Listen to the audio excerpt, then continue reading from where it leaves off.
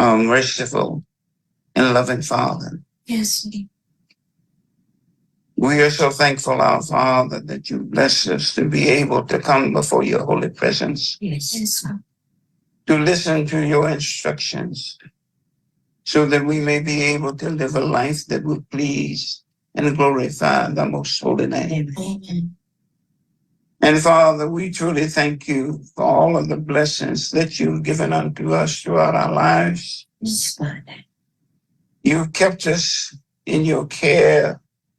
And Father, we still have the life and strength that we need to come before you and to call upon the most holy name. Amen. We ask you, Father, to please cleanse our hearts and our minds of all unrighteousness, Yes. so that we might be worthy to continue on serving the most holy name. Amen. And Father, as we listen to your holy words this evening, we ask you, Father, to please open up our hearts and our minds of understanding, Yes. that we may be able to understand your truth and will be able to live a life that will please the most holy name. Amen. We pray that you please visit all of your children this evening, wherever they may be, Yes.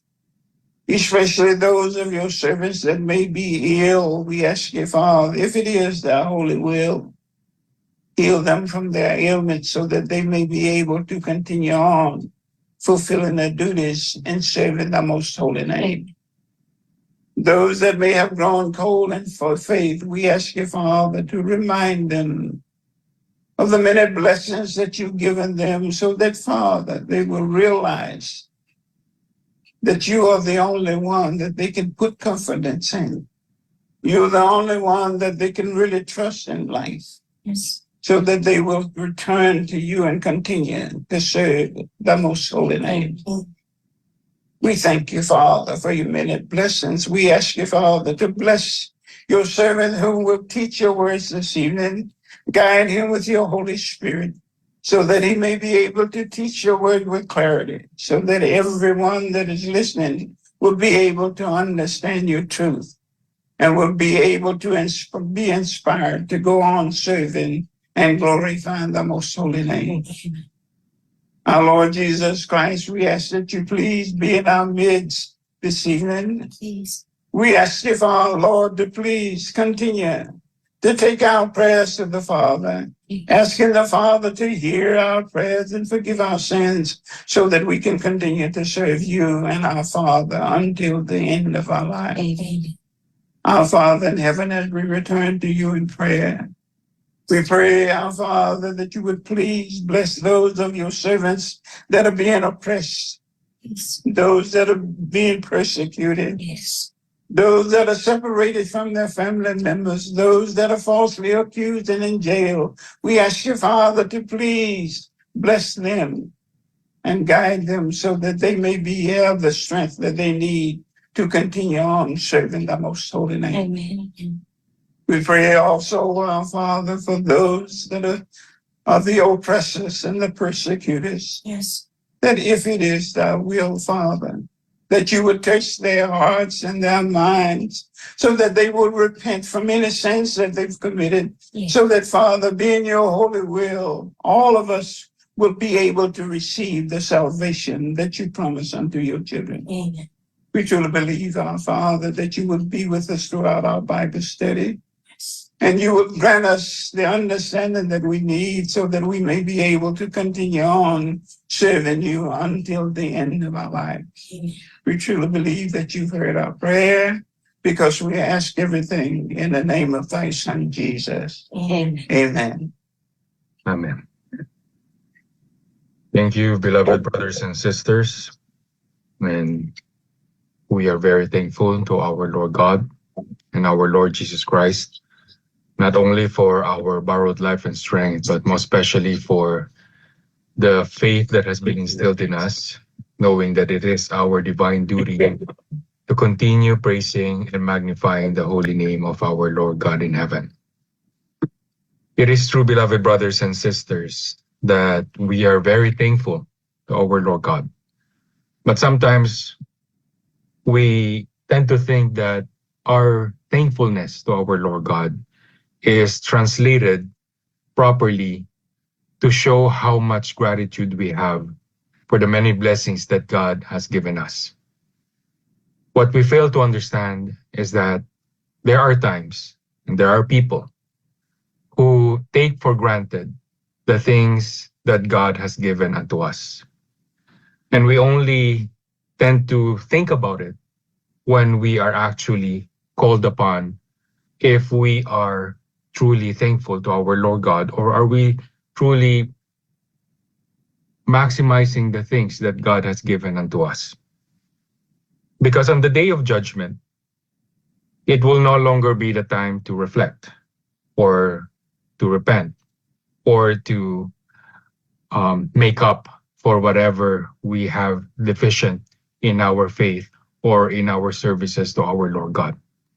So in other words, for us to be truly thankful, we should not take our Lord God and the opportunities and blessings that He has given us for granted. Because if we do, then we are only wasting what valuable blessing God has given unto us. That is why the lesson that we will study today is a lesson that is based on the fundamental doctrines of the Church of Christ and the lessons taught by Brother Ranyo G. Manalo. We should not waste what God has given unto us. Among the many blessings that God has given unto us, not only our life, our strength, the clarity of our minds, our family and loved ones, what else is the greater blessing that God has given unto us?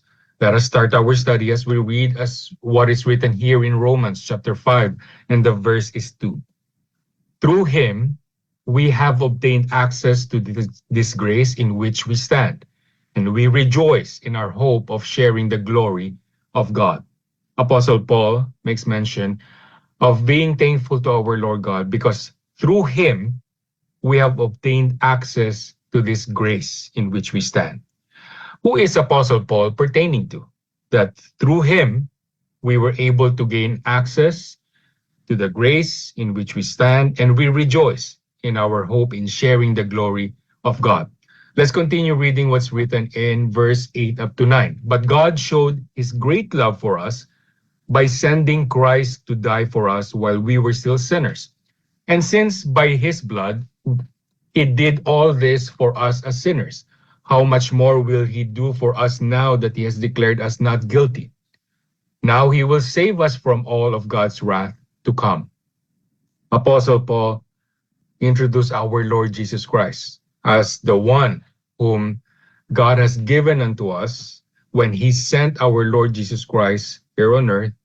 And because of Him, we have received God's great love.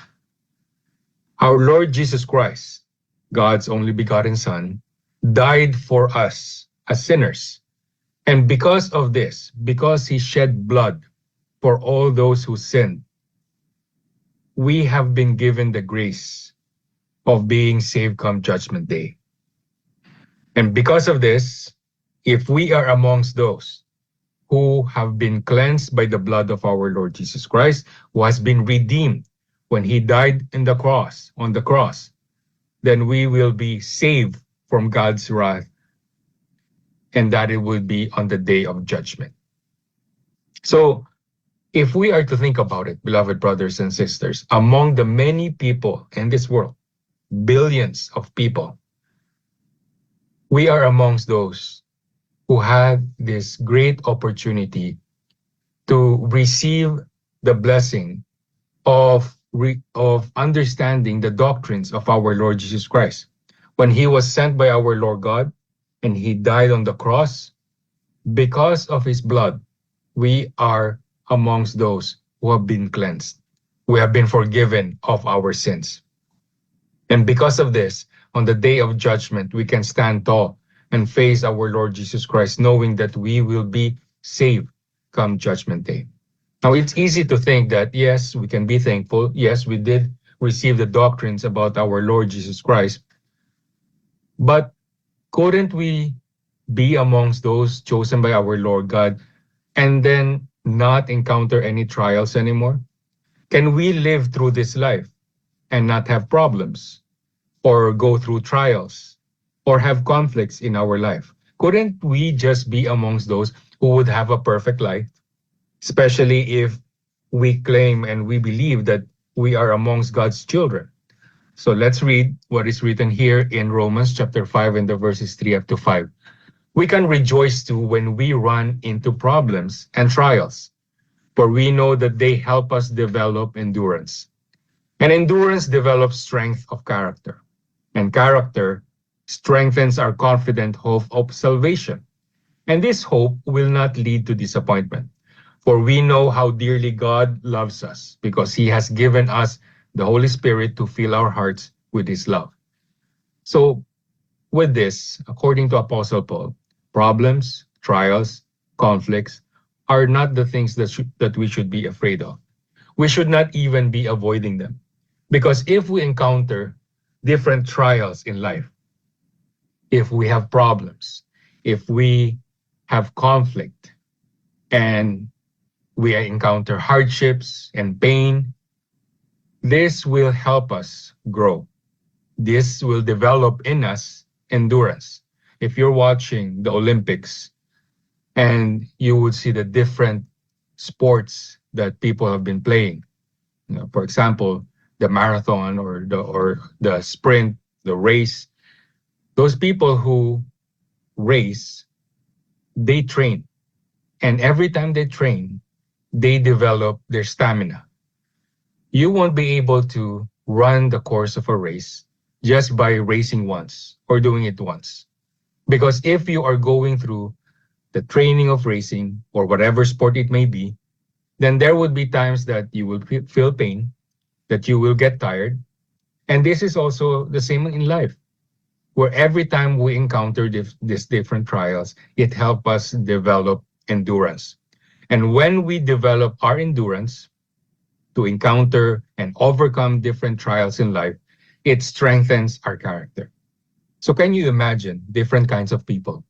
And there would be people whom we may think, upon looking at them, these are the kind of people who probably encounter different trials and then succeed. And there would be people, once we look at them, you would think that they would fail. But when they actually encounter the trials, the problems, the hardship, it would even surprise us that there would be people who would surpass all of those trials simply because they have gone through a lot already. So it gave them strength. It strengthened their character. It developed their endurance and stamina so that they may stand the test of time. While other people, they may train, they may think, they may read about all of these things, they may hear motivational speech and advices, but once you actually encounter that trial, that's when you'll know if you'll be able to survive it. And once we have encountered enough trials in our life, the next one would probably be easier for us. If compared to other people encountering it for the first time, they would probably fall and fail. So that is why, according to Apostle Paul, we should rejoice when we run into problems, when we encounter trials, because it helps us. It strengthens us. Although at that time, when we're actually experiencing a trial, it's hard to be thankful. It's hard to think that this is actually good for us. And when we encounter it and when we surpass it, after a time, when we look back, then we would be able to appreciate how we have gone through all of those trials and we have grown to surpass all of them. So if we are developing our character, our faith as we go through trials, and then there's a trial and error, we see what makes sense, what's good, what's not, and then it helps us develop our character. What about those people who think that they're already made, that on the day of judgment, they have nothing to fear, that they will be saved? So they don't want to do anything because they believe that having the brand name of our Lord Jesus Christ as the registered religion that they belong to, that's it. That's all they need, and that they're saved come Judgment Day. Let's read Hebrews chapter 4 and the verses 1. Although God's promise still stands, his promise that all may enter his place of rest, we ought to tremble with fear because some of you may be on the verge of failing to get there after all. Even though we have been promised, even though we are amongst those who receive the pristine doctrines of our Lord Jesus Christ, but always remember that there is still a risk, that there will be those who would be at the verge of failing to reach our final destination. So let us not be complacent. Let us not be so lax, thinking that, okay, I believe in our Lord God, I have faith in our Lord Jesus Christ, this is the doctrines that I believe in and I follow, but we may not know it, that we are amongst those who are at the verge of failing to finish our race. So how do we know if we are amongst those who will fail? And how do we know if we are amongst those who are destined for salvation come judgment day? What does our Lord God see in those people whom he will save and those who he will condemn? Let us read Hebrews 4:2-3. For this good news that God has prepared this rest has been announced to us just as it was to them. But it did them no good because they didn't share the faith of those who listened to God. For only we who believe can enter his rest. As for the others, God said, in my anger I took an oath. They will never enter my place of rest, even though this rest has been ready since he made the world. According to the previous verse that we read, the promise of our Lord God still stands. The promises of our Lord God will never fail. It will stand the test of time. What can fail are the people who have been given this promise. According to Apostle Paul, there are those whom have been given the promises of our Lord God, who received the same doctrines and scriptures, yet it did them no good. Why? Because they didn't share the faith of those who listen to God. And when we listen to God, it is not just to know the verse, it is not just to know what's written in the verse, but it is actually to do it and to live the doctrines that we have received. Because there will be those who may enter the house of rest and the kingdom of heaven, and there will be those who wouldn't. According to our Lord God himself, in his anger, he took an oath. They will never enter my place of rest. Who was our Lord God talking to? That he also made a promise that those people will not enter the kingdom of heaven. Let's read verse 18-19. And to whom was God speaking when he swore with an oath that they could never go into the land he had promised his people? He was speaking to all those who disobeyed him. And why couldn't they go in? Because they didn't trust him. So always remember, beloved brothers and sisters, it relies on how we live our life. Because many of us have received the same doctrines. There are those who are even very good at the verses and maybe have even memorized those verses. Unfortunately, no matter how smart you are with the Holy Scriptures, if you disobey the commandments of our Lord God, then you would fall under those who have been given an oath by our Lord God that they will never enter the kingdom of heaven. Why? Because they didn't trust in him. Now, sometimes when people say here that they didn't trust in him, that's not me, because I trust our Lord God. The question is, how much do we trust our Lord God? Do we trust him enough that even if we do something to follow him, to stand by him, even if we lose everything we own, even if we lose everything that we have saved up for, what if we have been cast away or vilified or targeted, persecuted and oppressed for following our Lord God? The very same thing that happened to the apostles and the disciples who followed our Lord Jesus Christ. So you see, beloved brothers and sisters, when we talk about this, when we read these verses, many of us don't really realize that in following our Lord God, there would be sacrifices. So now it's probably just educational that we hear about this.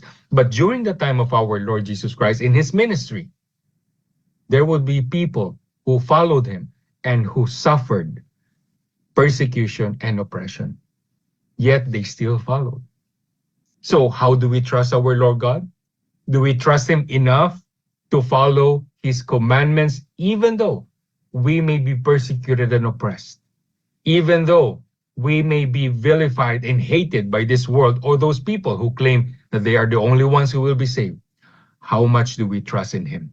Because those who will not trust in our Lord God enough to stand by him and his teachings are the ones whom our Lord God was speaking when he said, they will never go into the land he has promised his people. And he was talking to his people, not people who does not know him. He was talking to his chosen people who failed to follow our Lord God, who disobeyed him. And when he made this promise, it was with an oath.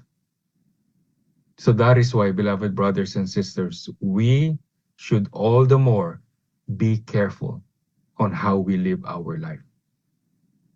Those who have been given, have been entrusted by our Lord God with the knowledge of the Holy Scriptures, with the gifts and traits that God has given to each and every one of us to play a role in the plan that he has set for his people, let us not waste it.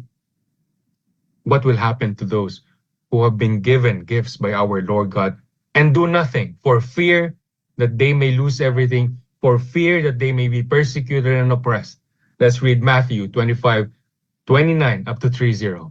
To those who use well what they are given, even more will be given, and they will have an abundance. But from those who do nothing, even what little they have will be taken away. Now throw this useless servant into outer darkness, where there will be weeping and gnashing of teeth. We are all servants of our Lord God, but there are those who are useful and worthy before our Lord God, and there are those considered as useless and worthless servants. Remember, we have been given, each and every one of us have been given gifts from our Lord God. And when it was given to us, it was given in abundance. So there would be those who would do something about the gifts that they have been given, and there would be those who would do nothing. And according to our Lord Jesus Christ, those who do nothing, even what little they have, will also be taken away. And he will be considered useless and worthless in the sight of our Lord God. So that is why, beloved brothers and sisters, let us reflect on ourselves. Let us not look down on ourselves thinking, I have nothing to offer.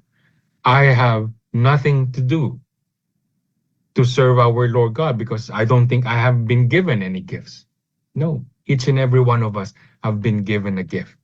The gift of faith, the gift of helping people, the gift of preaching, the gift of encouraging one another, the gift of enlightenment, the gift of encouraging other people who may be growing cold in their faith, the gift of helping those who are persecuted and oppressed. Each and every one of us have been given a gift. It is up to us to determine, are we going to use this gift or are we going to do nothing? Because we already know what would be the judgment for those who will do nothing. So upon realizing how we are living our life, the question remains, are we wasting whatever gift God has given unto us? Or are we using the blessings given to us to the full potential of how it was given to us by our Lord God? Let us read the last verse here in Isaiah chapter 51 and the verses 6 up to 8. Look up at the heavens, look at the earth. The heavens will disappear like smoke, the earth will wear out like old clothing, and all its people will die like flies. But the deliverance I bring will last forever. My victory will be final. Listen to me, you that know what is right, who have my teaching fixed in your hearts. Do not be afraid when people taunt and insult you. They will vanish like moth-eaten clothing. But the deliverance I bring will last forever. My victory will endure for all time. Listen, beloved brothers and sisters. Each and every one of us should listen, because this message is for everyone who know what is right.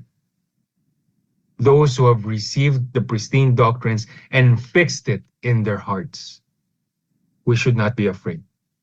We will be vilified, we will be insulted, taunted, hated by this world for doing what is right, for standing on the side of our Lord God.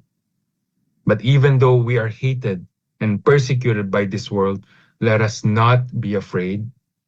Let us not fear, because the deliverance that God is preparing for each and every one of us will endure for all time. That is why, beloved brothers and sisters, the Holy Scriptures can only remind us of what our Lord God and our Lord Jesus Christ has prepared for each and every one of us. It cannot force us to do anything. It will remind us that this is what God promised and this is what God warned his people.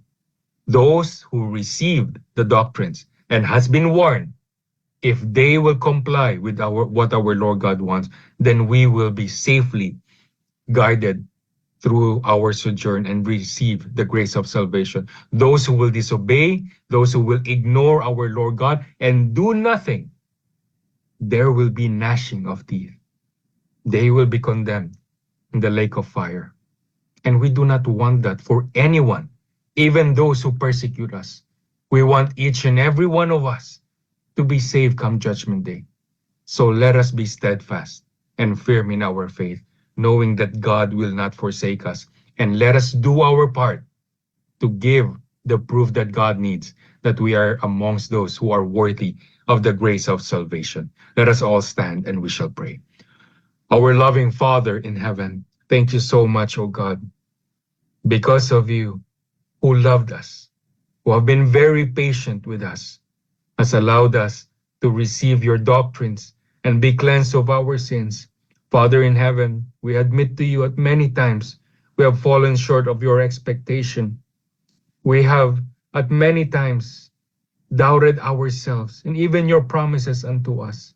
That is why, Father, we continue to ask of you, please take hold of us. Hold us tightly, O God. Let us not be led astray by anything or anyone in this world. Let us always cling on to your teachings, the life and strength that you have given unto us. We will always use it in giving glory to your holy name. Here are your sons and daughters, Father. Each and every one of us are waiting for the blessings that you have given us. Father, may you continue to guard us and keep us away from all harm and danger. Continue to supply us with the health that we need so that we may use this life in giving glory to your name, in helping those who are in need. And that, Father, at our lowest moment in our life, may you be always there to guide us, to uplift us, and to strengthen us.